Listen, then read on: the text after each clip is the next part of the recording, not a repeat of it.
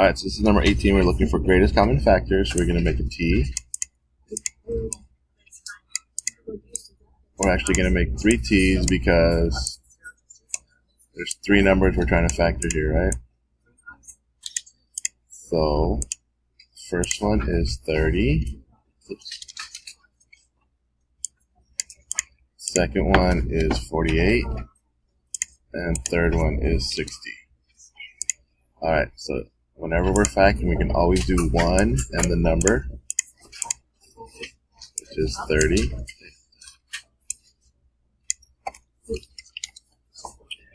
That's not working. Alright, and this is an even number, right? So we can divide this by 2. So I'm going to divide by 2. What's 30 divided by 2? 15. Can 3 go in here? It sure can. 3 times what is 30? 10. Thank you.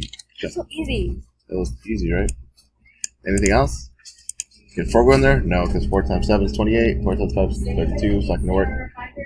5? Yep. 5 times what? I don't know. 5 times 6. I'm gonna say that.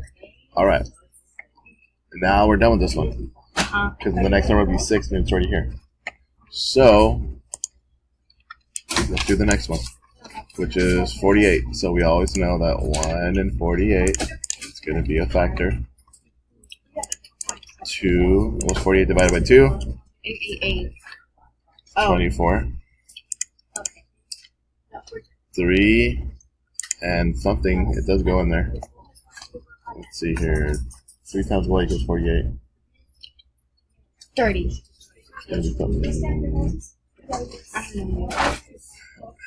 Alright. Sure, 48 divided by 3 equals 16. So it's going to be 16. Does 4 go in there? Probably. It sure does, because we know we could double this to make it 4. I feel like you're missing one. I don't know what you're missing. 5 doesn't go in. 6 does, though. 6 times 8 is 48. It's still my answer. Oops. I said 6 times 8, but I meant 6 times. There you go. 7 doesn't go in. 8 does. And it's already here, so we can go to the next number. Same thing. 1, 60. 2, 30. I am. 3. Hi, people. 20. Wait. Oh my god. I don't want to be on YouTube. It's too late. Oh my god, you put me on YouTube. 4 goes in there 15 times. 5 and 12. 6 and 10. 7 doesn't go in. 8 times. Wait, we did 18 in class, huh? Did we? Probably. Oh, I don't think 8 goes in there, but you can always double check. You can grab a calculator and check your multiplication chart to be sure. You better raise my voice. Let's see here. 6 divided by 8 No. does not work. 9 doesn't work. And that would be it.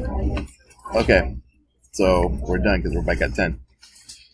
So then we have to list or circle our common factor. We're just looking for the top one, so the biggest one. So like Virtual said, you can start with the smallest number. Is 30 in these? No, it's only in this one, so it's not going to work. Is 15 in all 3? No, it's not. Is 10 in all 3?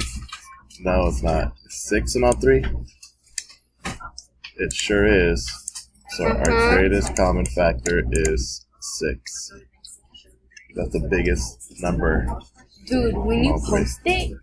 Alright, so another way of doing that we could have done is this. So we have these numbers. So we can make a little tree. And all we're doing is checking how many times these can go in there. So let's do 1. If I divide this by 2, it becomes 2 and 15. I can't go further with this one, but I can with this one, right? So 15, I can make 3 times 5, right? Okay.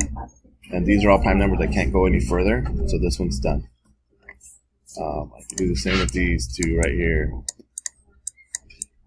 So 48, let's say divided by 2.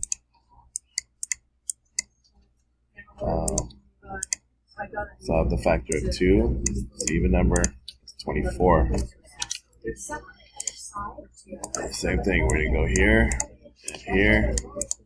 This is going to be 2 and 12.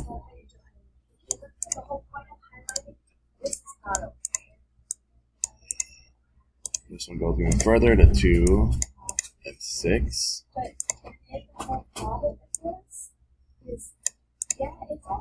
And then we have 2